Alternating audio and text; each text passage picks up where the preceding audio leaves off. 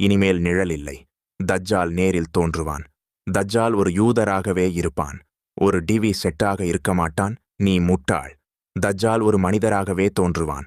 நபி, அல்லாஹ்வின் அருளும் அமைதியும் அவர் மீது இருப்பதாக, அவரை ஒரு இளம்பிறை போல உள்ள வலிமையுள்ள மனிதராக விவரித்தார். இது முத்ஷாபிஹா அல்ல, இது முஹ்கமா. அவருக்கு மெய்படிவமான சைட்பர்ன் முடியும், சுருள் முடியும், தாவ்ராத்தில் யூதர்களுக்கு வைத்திருப்பதாக கூறப்படும் அந்த குருட்டு முடி. இது முத்ஷாபிஹா அல்ல, இது முஹ்கமா. இஸ்ரவேலை ஆளும் நிலையில் எருசலேமில் நிற்கப் போகிறான். அப்பொழுது உலகை ஆளும் மனிதனாக இருப்பான். அப்போது அவன் கூறுவான், நான் தான் மஸ்ஸீஹ் என்று. ஆனால் அவன் மஸ்ஸீஹ் அல்ல. மஸ்ஸீஹ் யார் என்று நாங்கள் அறிவோம். அவர்கள் மரியம் மகன் ஈசா அலைஹிஸ்ஸலாம். அல்லாஹ்வின் அருளும் அமைதியும் அவர்களிருவர் மீதும் இருப்பதாக. மஸ்ஸீஹ் என்பவர் நபி ஈசா அலைஹிஸ்ஸலாம்.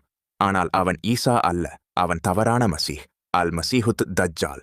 நபி அல்லாஹ்வின் அருளும் அமைதியும் அவர் மீது இருப்பதாக கூறினார்கள். அவனுடைய நெற்றியில் காஃபிர் என்ற வார்த்தை எழுதப்பட்டிருக்கும். ஒவ்வொரு மூமினும், உண்மையான நம்பிக்கையாளனும் அந்த வார்த்தையை வாசிக்க முடியும். அந்த மூமின் எழுத்தறிந்தவனாக இருந்தாலும் சரி, எழுத்தறியாதவனாக இருந்தாலும் சரி, அவனுக்கு படிக்க முடியும். அப்படியென்றால் ஏன் ஒரு நம்பிக்கையாளர் வாசிக்க முடிகிறது, ஆனால் அபூ லஹப் வாசிக்க முடியவில்லை? ஏன்? ஏனென்றால் அபூ லஹப் ஒரு காஃபிர்.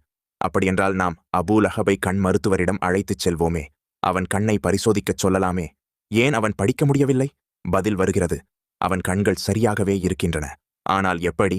அவனுக்கு கண்கள் இருக்கிறது, ஆனால் வாசிக்க முடியவில்லை. நபி ஸல்லல்லாஹு அலைஹி வஸல்லம் தஜ்ஜால் பற்றி கூறினார்கள். அவன் இடது கண்ணால் பார்க்கிறான், ஆனால் வலது கண் குருடு. அந்த கண் ஊதா திராட்சை போல கூடியிருக்கும். ஆனால் உங்களுடைய ரப் ஒரே கண் கொண்டவன் அல்ல.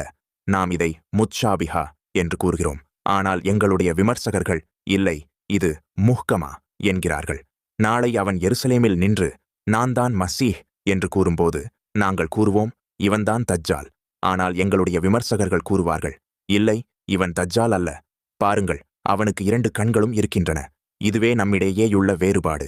இதற்காக குத்துச்சண்டை தேவையில்லை. நீங்கள் இதை முஹ்கமா என்று ஏற்க விரும்பினால் அது உங்கள் விருப்பம். நாங்கள் இதை முத்ஷாபிஹா என்று கூறுகிறோம். தஜ்ஜால் இடது கண்ணால் பார்க்கிறான். இடது கண் என்பது புறத்தோற்ற பார்வையை குறிக்கிறது. வலது கண் குருடு. இது உள்ளார்ந்த பார்வையின்மையை, ஸ்பிரிச்சுவல் பிளைண்ட்னஸ் குறிக்கிறது.